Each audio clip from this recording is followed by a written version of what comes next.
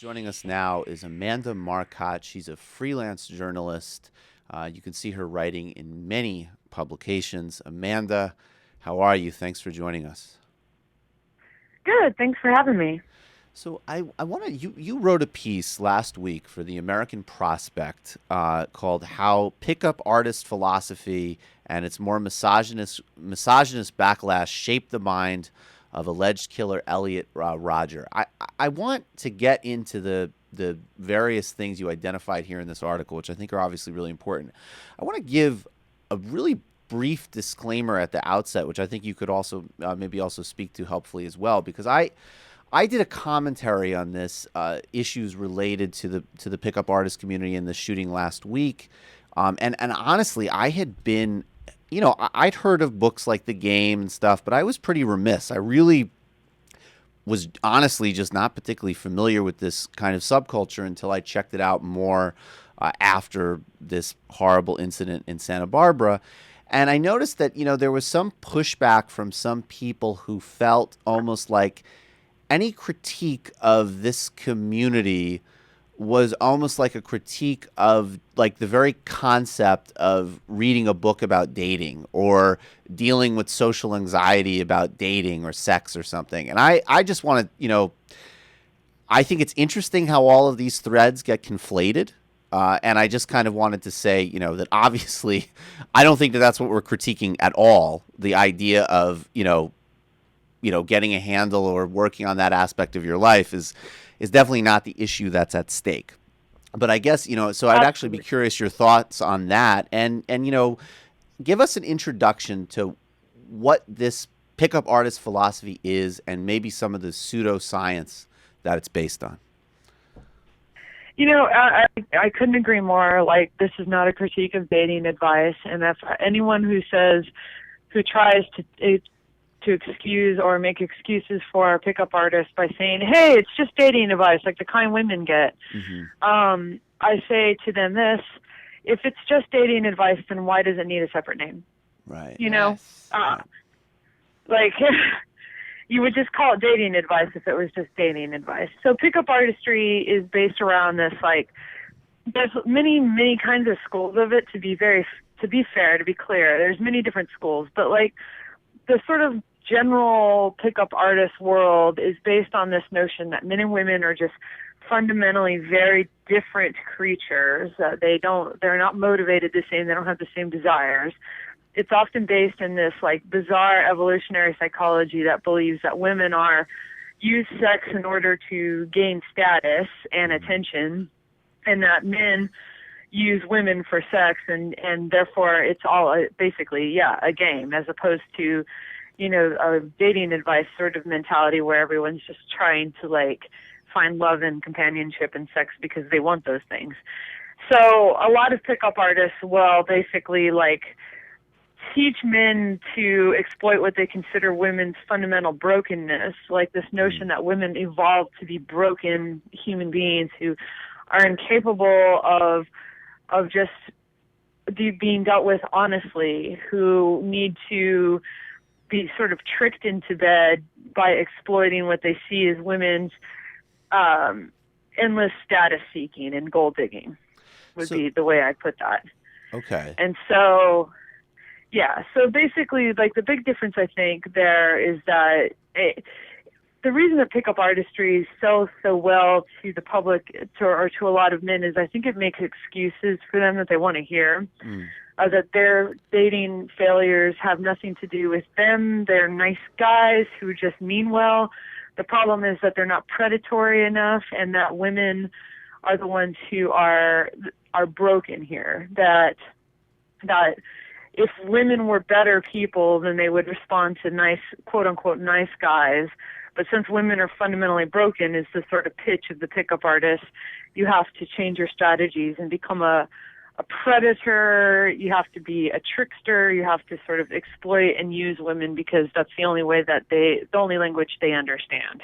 So then all these things, I mean, there's two threads here that I think are actually really relevant to kind of disaggregate, because because one of the things that also came up in actually some of the responses I got to my commentary was people in addition to kind of saying like, hey, don't knock people for thinking about dating or having trouble with dating or sex or whatever, which again, obviously we are not, as you just said.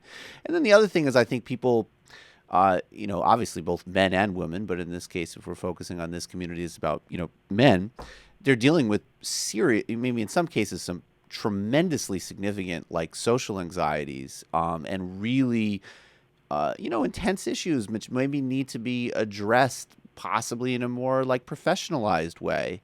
So that's kind of one thread that I kind of pick up on. And then the other thing that's interesting is it seems like, okay, so there's this really bizarre, this notion of right, as you say, women being broken, you need to be predatory, you need to kind of be nasty and always sort of, like this is a game of, it's almost like applying like a Henry Kissinger view of geopolitics to like going to a bar.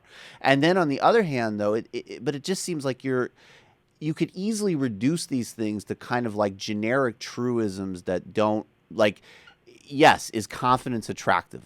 That would seem obvious, like a non-arrogant, someone being comfortable in themselves. Sure, seems like an attractive trait, right? Like somebody who, I don't know, has a sense of humor and comfort in social circumstances and is healthy. These things all seem sort of like so obvious, and yet they're kind of getting conflated with these strategies and bizarre kind of. I mean, and this is all, and does that all just come down again to? This is a story that allows people or men to not address what's going on in themselves? Yeah, I definitely agree. So, yeah, you'll often see people defend pickup artistry by saying, all we're doing is teaching men confidence. Mm-hmm. And that is not true, because what you'll find is their definition of confidence is being confident is feeling good about yourself, like you said, and feeling proud of yourself and just generally good about yourself. But they put dating, everything is about a competition. So a lot of the pickup artist techniques for gaining quote-unquote confidence are actually more about dominating and bullying women that you meet in public. So, putting yourself in a position of power over a woman in hopes that you can kind of bully her into bed. So, for instance, the game, the book by Neil Strauss, he follows this guy who calls himself Mystery. And it's very ridiculous. I don't feel competitive intimidation by a guy named Mystery, maybe that's me. This guy Mystery, didn't he have like a TV show? Yes, he did. And he's probably the most famous pickup artist teacher in the country. Oh, yeah. And most of the other ones you'll find are like kind of spin-offs of his method or critiques of it. But his kind of standard thing was you go in and you just sort of like try to bamboozle women into bed by trying to make them prove themselves to you, the dominant man, and how they deserve your attention by basically trading sex for it. And one example a lot of feminists like to point out is one of his favorite examples, one that a lot of pickup artists cling to, are pieces of advice to do something he calls negging, which is basically what you give somebody an old, a backhanded compliment. And the idea is to make them feel insecure and hopefully make them try to prove that they deserve to be treated better by you. Or get more compliments from you. So, it would be like, you'd say something like, nice hair, is it real, or something. Or, just sort of pick on women, tease them, make them feel bad about themselves, in this sort of hope that by making them insecure, you look more confident by contrast. And, I don't think that these techniques work, so I want to put that caveat out there. Insofar as men who pick up You can stop writing these lines down, Matt. Okay. No, I'm sorry. Go ahead. No, I'm just joking. I'm sorry. Yeah. I just want to be like, I think a lot of men do these techniques and they start to find more success with women, but it's only because one of the things, it's basically pickup artists are charlatans. They convince you to go out and like hit on women a lot more. And of course, the more, you hit on women, the more you're going to like actually Like if you get a leave your few room yeses. and interact, you will probably be with more women. Exactly. Right, right. And so, yeah, like the confidence, I think, though, I think the appeal of it, though, is a lot of men who have anger issues towards women enjoy being told that they have permission to be mean to them. Uh-huh. Uh-huh. That so okay, so that starts to lead us in the direction of, the larger. Again, I think again, there's all these obvious caveats that, of course, when someone engages in an action like this, in a certain sense, it's almost overdetermined, right? Because the gun issue is really obvious. There's obviously mental health issues. He also had many racial animosities. But here it's like, the misogyny that runs through this narrative of this guy, of Elliot Rodger, is so unmistakable, and really the kind of, to the extent at which everything he sort of presented publicly with the videos, with the manifesto, with these actions, was really, he was kind of building a narrative arc, and misogyny is the narrative arc. Like it is the core of the story in some respects. So, how I guess, if we're going down this road, do you think that this worldview and what's attached to it kind of provides a backdrop for, I guess, this action, and maybe all sorts of less dramatically horrific actions, but all sorts of things that happen every day that are horrific: abuse, rape, pressure. I mean, how does this play into a bigger context other than men using like more annoying pickup lines at bars? Because obviously it does. Well, I think like one of so the narrative of pickup artistry that they always use to sort of sell their videotapes and books and stuff is that you the guy that is the customer are somebody who is a nice guy, and you're just so nice that women overlook you because you're nice, and you're nice. That just comes up over and over. And then what you need to do is, and once you accept that, once you accept the premise that women overlook men specifically because men are nice, you're starting to see women. You've already laid the seeds for just a misogynist worldview where you're just mad at women for being wrong all the time and not giving out sex according to a metric that you think is the one that they should be, and that they're unfair and they're unjust. I mean, it definitely starts from this notion that sex is the sort of thing that women hold, and that they distribute it somehow to men, and that the formula for which women are distributing the apparently limited amount of sex out there is somehow unfair. And once you're in that mindset, I think everything else starts to follow, especially with these online communities that are kind of built around this ideology. All these guys get together and they start talking about how women have failed them and failed the world by having sex wrong. And they get madder and madder at women. And then, of course, once you're very angry at women for supposedly failing you to have the sex with you that you deserve, the next thing that happens, of course, is violence starts to seem like a reasonable response, And I think, Rodgers is just a really extreme example of this, but I think that in many ways, out in the pickup artist community, but in all sorts of other world, like just the world generally, and in many different ways, there are all these narratives out there of women owe men all sorts of things: attention, sex, children, whatever.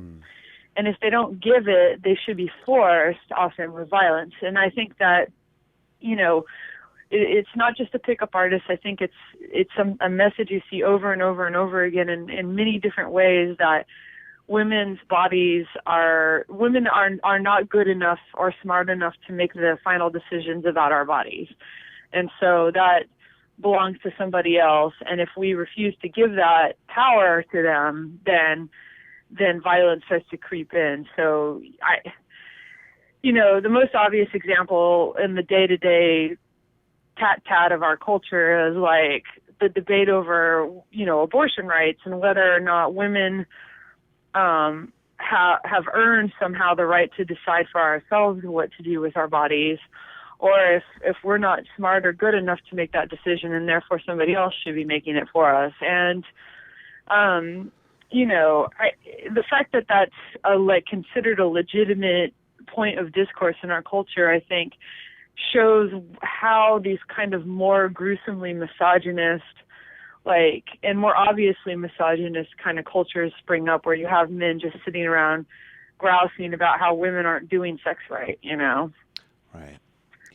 Go ahead. Yeah, and a lot of pickup artists have been using as an excuse to sort of distance this Elliot Rodgers person from their community, is that he frequented this forum called PUA Hate, which apparently is this website that attacks pickup artists. Now, they don't attack pickup artists because, for example, Michael and I believe that they are disgusting for their views on women and how they treat women. They attack pickup artists because the pickup artist, I guess, game doesn't work for them, and they've failed at the pickup artist tactics, unlike the PUAs who actually do it and do find some success. So what would you say to that?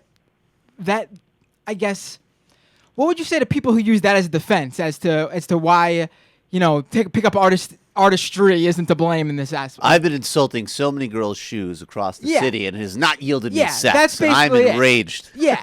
I'm sorry. I think that's exactly what I said. In the article into them generally is PUA Hate was a website that still accepts the fundamental premise of pickup artistry, which is that women are broken and that they are only responsive to predatory, disgusting male behaviors, and that they overlook quote unquote nice guys, and that they're pre-programmed by evolution to do sex wrong, as it were. And I think that insofar as pickup artists and pickup artist haters agree with each other that women are the ultimate parties to blame for men's problems, I think that it's otherwise, it's a dodge to say they're not the same. It's like saying, well, fundamentalist Christians and fundamentalist Muslims hate women in slightly different ways, therefore you can't compare their misogyny. Mm-hmm. Well, that's just ridiculous. The misogyny is kind of a common thread throughout all these different ideologies. And, whatever else they may disagree on, they definitely agree that women are bad. Right. And it's also, this is a really, I almost hesitate to use this example, but there's something so yes, women love scumbags, which is why in pop culture, Kim Jong-un is so desired by women, and they could care less about Ryan Gosling or something. It's there's so many ways that this, just even on that kind of silly a level, that kind of belie this myth. And I guess what I find interesting is that, and I'd like you to elaborate on, though, is this specific, because this guy, if we go back to Elliot Rodger, he's talking in, I'm the perfect gentleman. I think the supreme gentleman, which is, okay, I guess, that's where some of the other stuff comes in. But regardless, he's making videos saying women are loathsome, disgusting creatures. And incidentally, also, men who are able to be with women and have sex and date and everything also deserve to die. And, and meanwhile, and then the context is I'm a nice person who's a gentleman and I'm not getting recognized for it. And I feel like this thread is very interesting because in this community, the nice guy is demonized, and then the self-mythology is that I'm really nice, but the actual performative activity is being on an internet forum saying that women are disgusting status-seeking creatures that won't give me sex because they're cruel and uncompassionate, which is an interesting way of conceiving yourself as being nice. So what is that whole dynamic is what I'm trying to get to. It's bizarre. And why is nice demonized as a category? Because I guess that's another way. Confidence gets conflated with being an asshole.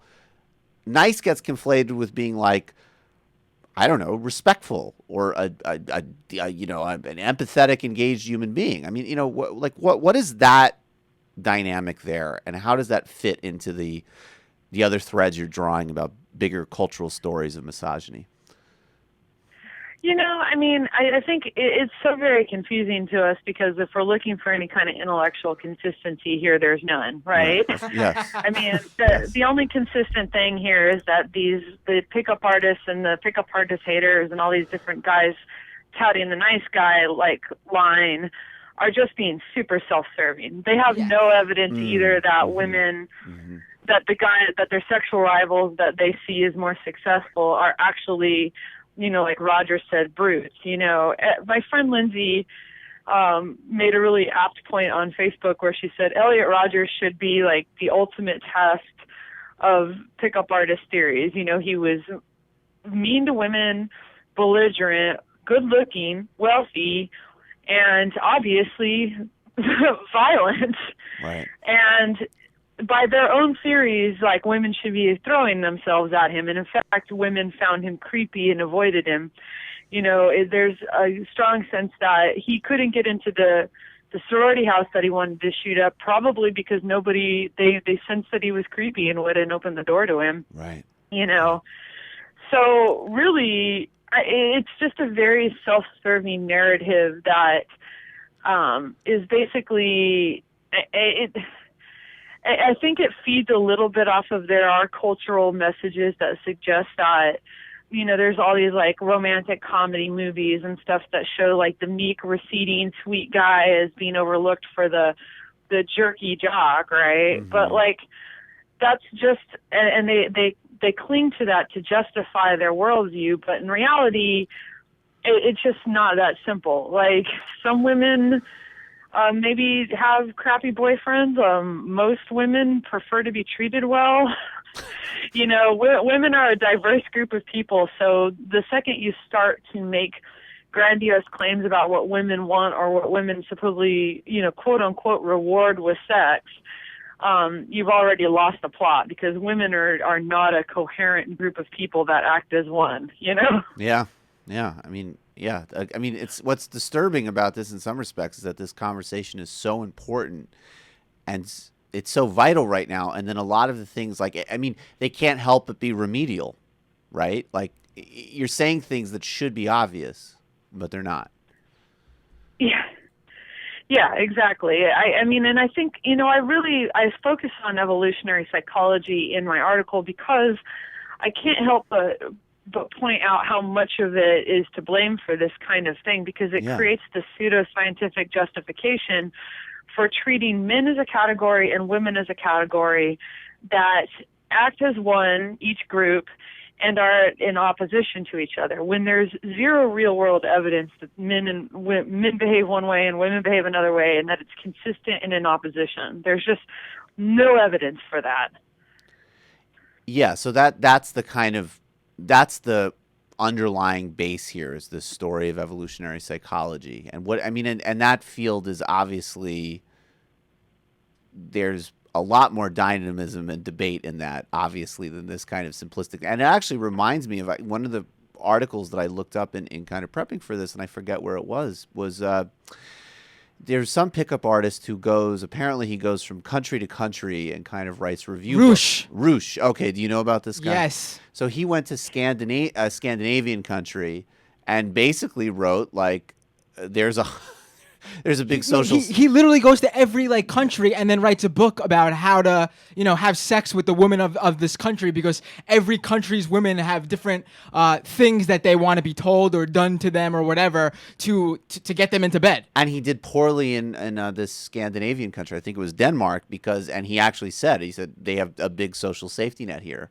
So some of a lot of the dynamics don't work in the same way. It was a interesting and bizarre kind of write-up. I mean, I guess you also noted in your article, and I think this is kind of important as we head towards wrapping this up, though, that this is a community that is definitely not, it seems like there's a lot of men that are drawn to this, and I want to be, keep adding the caveat that looking out for this type of information and trying to figure this stuff out is by no means in any way an intrinsically bad or embarrassing thing to do at all. But there's this kind of community that gets drawn into it. It's very closed. And then maybe the rest of the culture hears bits and pieces of it in references in movies or newspaper articles or something. And then besides that, it doesn't seem to be that engaged with, but we're seeing it play out and feed into a much bigger structure. So I guess, what is the takeaway on that level? Like, how seriously do we need to start taking this industry? And what are the alternatives for having conversations about these issues? Because obviously, people want to think about these things and figure them out, and it plays a big role in people's lives. I think we need to take this industry very, very seriously for two reasons. One, I think they exploit men, and I think that there are a lot of men out there who are seeking dating advice, and legitimate dating advice that is actually helpful is unfortunately drowned out in the constant drumbeat of pickup artistry. That if you went online and you tried to do searches for dating advice as a man, a straight man, you're going to find it's very difficult to get past the pickup artist nonsense to get anything legitimate. And I think that the second thing that concerns me is that a lot of their ideas have really broken out of their little circles and have become very mainstream. One example I like to use is the quote-unquote friend zone. I mean, it's a term that's become so common it doesn't even need to be defined, right? Yeah. We all know what that means. But if you think about it, the friend zone is very much the same, like, nice guy narrative. The notion that women are trading sex for status or attention, and therefore if you give a woman attention and kindness without demanding sex in return, if you're her friend, then she will never have sex with you because she sees you as a sucker. Like, first of all, not only does that suggest that women's friendship is worthless because women's only value is as sex dispensers. Right. And I've had many men angrily defend the friend zone to me, saying, like, women should just know that no man would ever want to be your friend. Oh, man. That's oh, my God. That's actually pretty great. It's like, Amanda, I just like to give you a little pushback on your critique here. Let's be clear. No man wants to be your friend. It's like, okay. That's funny. Okay. Yeah. That's great. And you can see the links between that, like, that kind of notion and what the pickup artists are pushing, which is, the same notion that being nice to women is somehow ineffectual, and that women are just sort of broken and they can't somehow deal, like, somehow correctly. I don't even want to, like, suggest that women should or shouldn't make their sexual decisions based on anything. Have sex with who you want. Right. Don't let other people's ideas of what you should or shouldn't want, like, form it. But I think that a term like the friend zone definitely reinforces this notion that somehow women are just unable to make good decisions for themselves. Right. And I find that just incredibly repulsive, and it also creates context for believing that women should be controlled and punished for their supposedly bad choices. And I see that as leaking out of the pickup artists, like, world. So they're much more mainstream, I think, than a lot of people understand. Well, and it's also just interesting that because it just seems to me in some respects this is just sort of like, this is the kind of internet sort of pseudo-hedonistic version of, it's a maybe extreme analogy, but it's almost, it's like the Promise Keepers with different sexual partners, because it all just kind of goes back to, like, let's just basically reconstitute imagined gender roles from previous eras. And in this case, instead of, like, a strong male patriarch, you should try to be like, I don't know, James Dean or whatever, and that whole shtick. And then it's just kind of like, it all just seems like all these narratives kind of end up going back to the same place, which is that we need to kind of act out of some mythology, whether it's religious or whether it's a skewed view of evolutionary psychology, and then we just reconstitute old school gender roles, basically. And women suck. That's the other important through line. Yeah, I couldn't agree more. Yeah. I mean, I think that that's a really good point, that like the bigger picture here is you should just sort of, your radar should go up anytime you hear people talking about gender as in these essentialist terms, because yeah, they're trying to definitely replace having to deal with people as individuals with these kind of like themes and ideas. And once you stereotype people in that way, then not only are you dismissing them as human beings, but you're also creating, I think, context for more violence. And Right. I think that this is true of not just against women, though it's very common against women. This notion that women should be a certain way, and if they're not, they should be reacted to violently. But you also see that with race, like the Trayvon Martin story would be a very good example of how that works. George Zimmerman didn't see a person; he saw a stereotype, and the result was deadly. Right. Right. Well, Amanda Marcotte, the piece is How Pickup Artist Philosophy and Its More Misogynist Backlash Shaped the Mind of Alleged Killer Elliot Rodger. How these ideas on the margins are going into the mainstream, and actually in some ways they're just kind of re-articulations of really problematic ideas that are at the heart of our culture anyways, thank you so much for your time, Amanda. I definitely recommend everybody read the piece, and thank you so much for joining us.